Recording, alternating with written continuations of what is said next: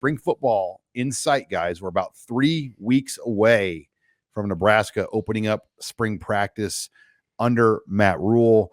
We learned this week, in fact, that they will start practice right away on Monday, March 20th, and they'll go on Tuesday that week, as well as Thursday and Saturday. So they're going to get 4 of their 15 practices in over the first week, because they're not going to practice over the weekend of Easter on that Saturday. So they're going to take one of those Easter weekdays and use it right away and get things going. And, we've had a really good productive offseason. We've heard from now all the assistant coaches, all the strength coaches, all the coordinators. We heard from the final batch of assistant coaches here on Wednesday. Offensive line coach Donovan Raiola, strength coach Corey Campbell, and then linebackers coach Rob Dvoracek. They met with the reporters here on Wednesday. Any big takeaways, particularly from Raiola? I mean, it was the first time, Simple, that we've heard from Donovan Raiola since he had been retained. And, it was just interesting to hear him now as the lone member of the previous staff now working for Matt Rule. Yeah. I mean, I thought he was very productive. And if you just want to go right into the weeds, I would start with Ben Scott. I don't know what you guys thought. I just thought Ben Scott would be the center. And Donovan Raiola didn't really say, yeah, he'll be the center. They're going to look at him at other spots. They could use him at tackle. He started 11 games at tackle. At right tackle for Arizona State in 2021. I think he actually started 13 games at right tackle for Arizona State in 2021. Then he started at center all season in 2022, 11 games. So I suppose you could play him at tackle. Or probably guard, for that matter. So What did you think of that, Sean? What that makes me think is the thought of right tackle. Like, if they don't think Benhart is a viable right tackle, or Corcoran, we're assuming Prohaska's back. Teddy Prohaska coming off the shoulder injury. He won't be there in the spring, though. He's not playing in the spring.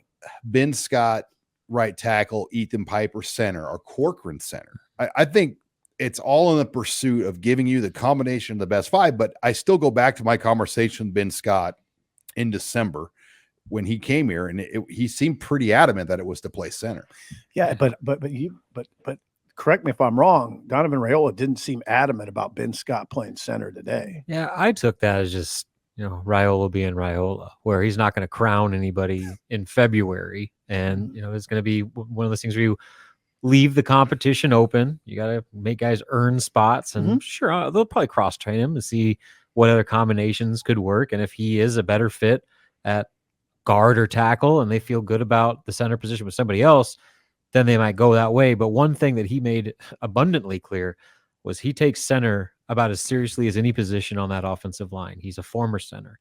He called it the special position of the offensive line, where you are the brains of the offensive line. You have to make the calls. You have to be a confident, natural leader to be able to make the calls on the line of scrimmage, sometimes in hostile environments. And so it takes a certain player that can be a center for Donovan Raiola and really anywhere. But that leads me to believe that when they went and handpicked Ben Scott and brought him in here with all the things that he was talking about from his side of it, and just what we know about him, he seems like the natural fit. I'm sure they're leaving that door open, but I think it's a safe assumption at this point. I don't know. I didn't get that.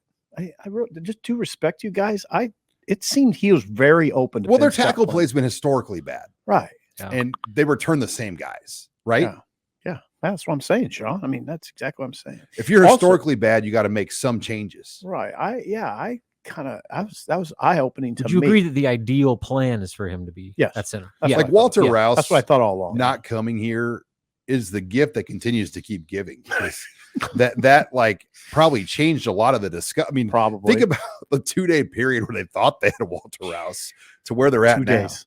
Yeah. That Saturday morning I thought it was Twilight Zone stuff. The Saturday morning when it came out that he was going to Oklahoma, it was like, oh, whoa. Yep. I mean, it was interesting writing the story, because I was like, is this fiction? What am I doing here? After he just gave full interviews about coming to Nebraska. Like, it wasn't like, they were like full interviews. It was bizarre. Anyway, the other takeaway, I was also struck by, wow, they're really welcoming back Nouredin Noili with open arms, clearly. And now, and by the way, he mentioned Noradine as a possible tackle that he could go out. He might get some left tackle work with Teddy being out. Yeah. I heard he's trimmed up quite a bit and looks good. So yeah, that's a big one. And people tend to forget Noeli because he was out all of last year. He failed a drug test. It was the NCAA ruled him ineligible. So my big takeaways with Dominic were basically player related, but also just Donovan. I'm sorry, Donovan. Yeah. What did I say? Dominic. Yeah. Oh my God. Dylan. Let's just say Dylan too. You've talked to a lot of Raiolas. Donovan. And it was a no-brainer for him to come back, he said, and I don't know what kind of options he had. Now, Rule had other options. He interviewed several candidates, but so yeah, I thought Donovan was productive today. Well, and going back to Noeli a little bit, I thought it was notable that he said he did not miss a meeting. Yeah, all last season while he was out. Yeah, that's impressive. And I'm sure part of that is like, if you want to be around, you better come to the meetings. But he did it, and followed that standard that Donovan always talks about when he talks about the O-line.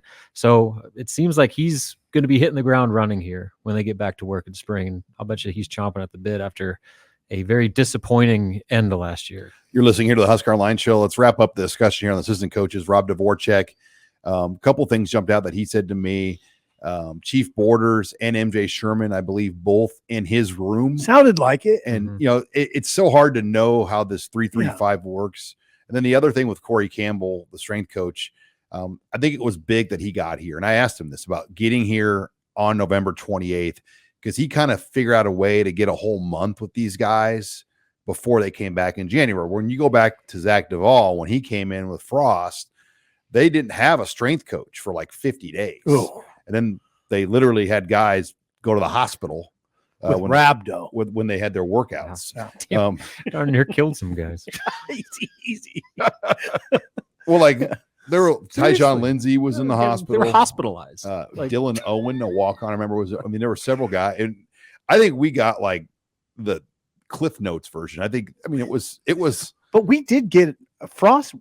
Did do a round of interviews about it. I mean, I would say he was pretty transparent about it. Imagine if that would have happened in year 5 though versus year 1. I mean, I don't want to talk about that. Yeah, that's a whole nother show. Yeah.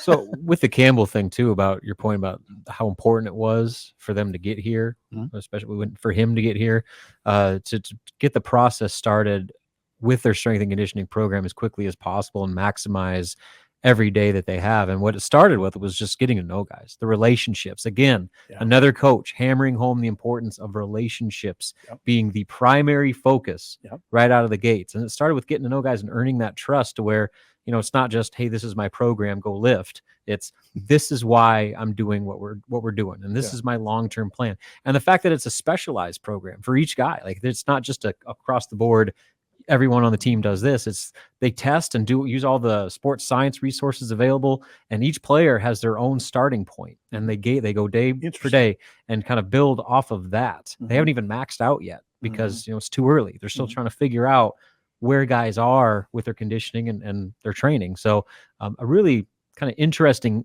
inside look into his philosophy and why it was so critical for he and Matt Rule to basically get that thing rolling as soon as they step foot off the plane in November. Campbell was insightful. And think about it. Think about Corey Campbell. He said this.